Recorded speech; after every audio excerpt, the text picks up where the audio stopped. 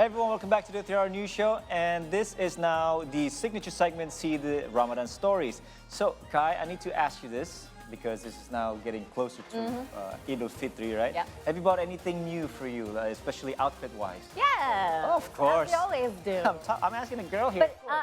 But I'm keeping it really minimal this year. Okay. I've decided that this year I wouldn't splurge too much as long as my kids and I have something new to wear during Eid al-Fitr.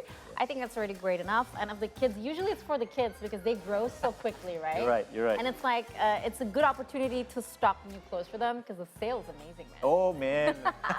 Of course, joining with us today is fashion scholar, educator, and consultant Dino Augusto, who we usually talk via Zoom. Glad to have you in the studio, who will explain to us more about consumer behavior, especially when it comes to buying new clothes for the Eid period. Welcome to the studio, Dino. Hi, thank you. Thank Good you for to having see you me. here. Good. It's So, pretty I mean, we want to talk about consumer behavior. I mean, Indonesia is a special case when it comes to Eid al-Fitr. Can you talk to us? What do you think, is there any behavioral changes in terms of consumers when it comes to the Ramadan going to Eid al-Fitr season? Okay.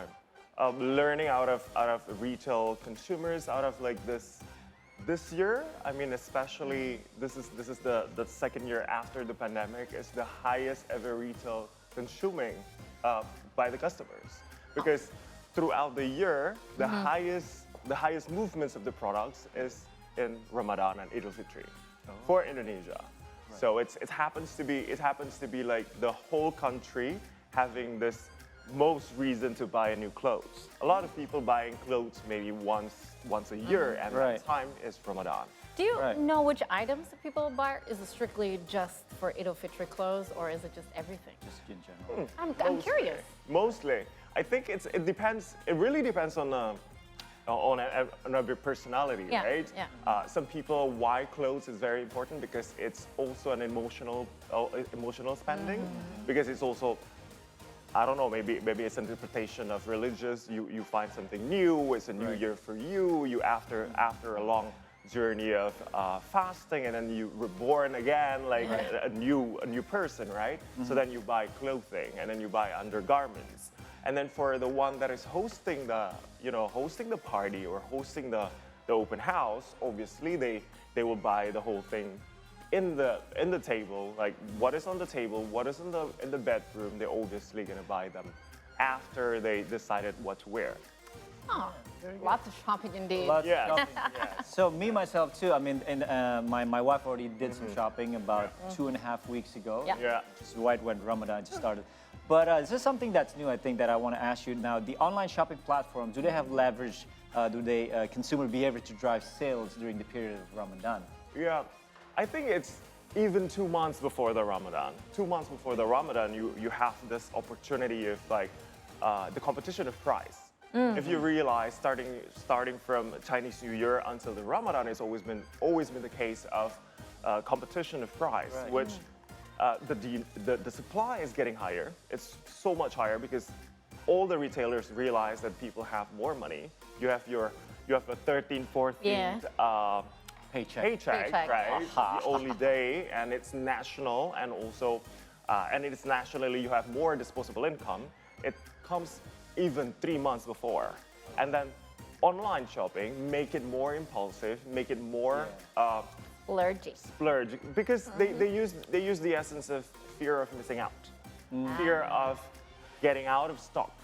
Your wife wanted to have this beautiful dusty pink, but then the pink is getting over, it's now green, and green is out of the year, like everybody talks about what is your new clothes, and you expect on that particular day, you'll become the princess, or your family looks fabulous, and that's the only day you wanted to sort of like having this new.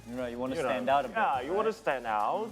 It doesn't mean that you have to be super elegant or like super expensive, but you just wanted to look like you were prepared.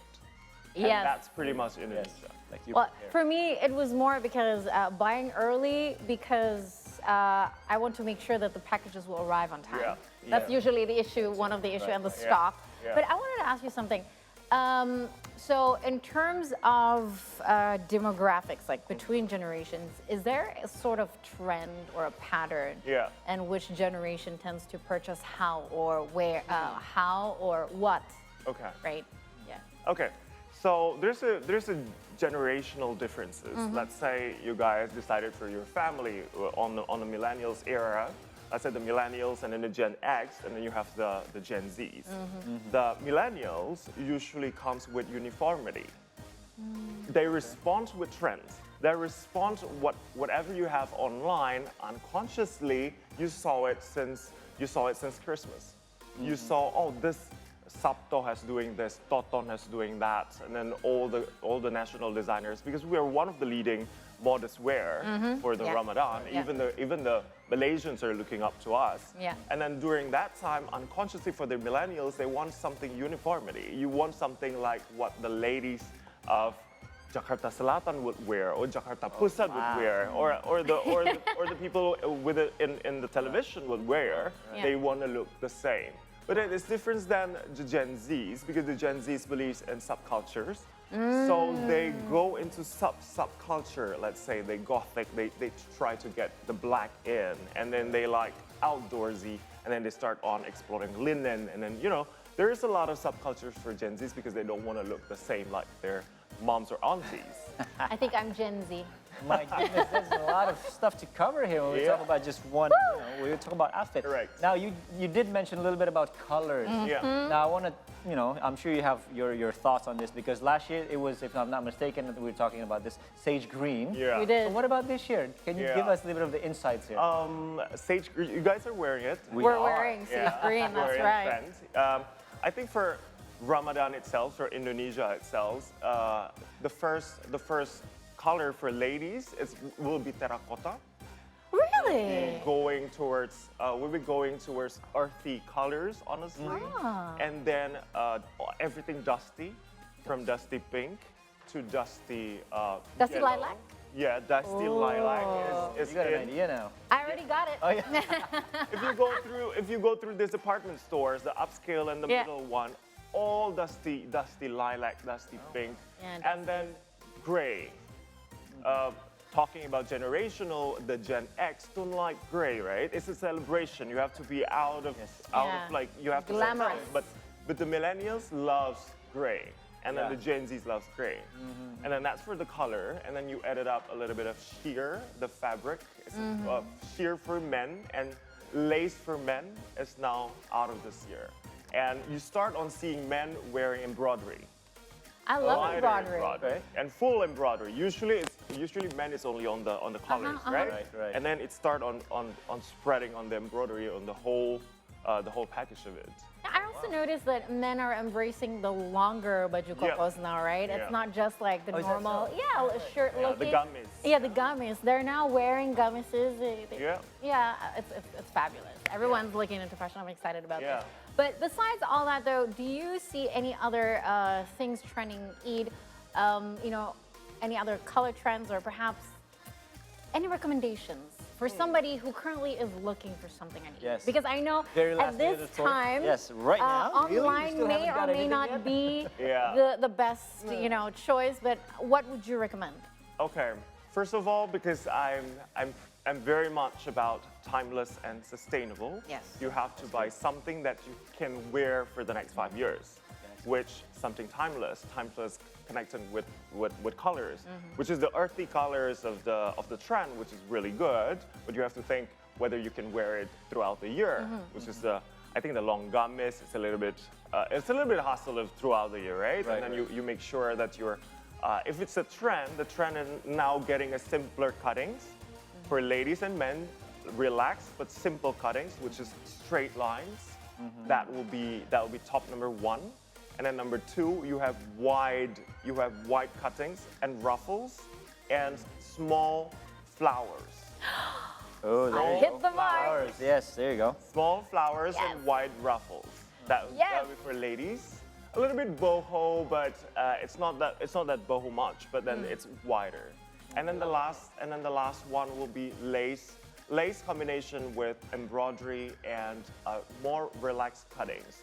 relaxed cutting means it's wide. Yeah. Wide cuttings No. for men. White. Yeah, Oh, even for for men too. women. For men too. Yeah, for men and women, you should be comfortable during Yeah. Eid. Let's Right. not, let's not be Yeah, uncomfortable Skin during tight, Eid. right? Yeah. You can't sit down. And because we gotta sit down, we gotta be outside, Yeah, you're inside, and eating things a like lot. that. Yeah. Practical, guys. Very practical. There you So, go. Dino, thank you so much for this You're most insight. welcome. Thank you. I mean, Welcome. we Welcome. hope to see you Insights. back in the studio soon. Yeah, 'cause sure. There's never, there's never a lack of reason to talk about fashion. Of course. We should talk to you soon again. Sure. I mean, spring is already Spring is- summer.